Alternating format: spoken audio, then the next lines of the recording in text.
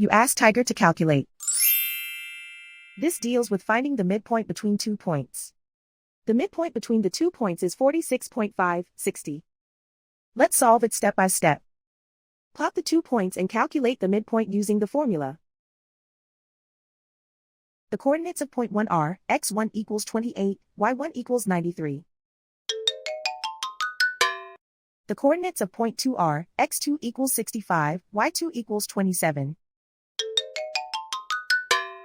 PM represents the midpoint of the 2 points.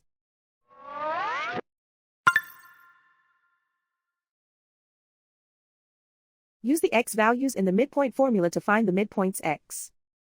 x1 equals 28. x2 equals 65. Simplify the arithmetic.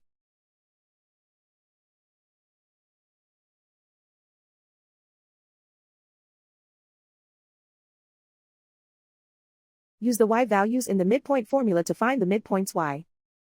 y1 equals 93.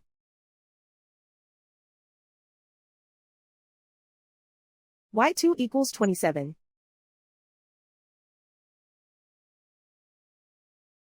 Simplify the arithmetic.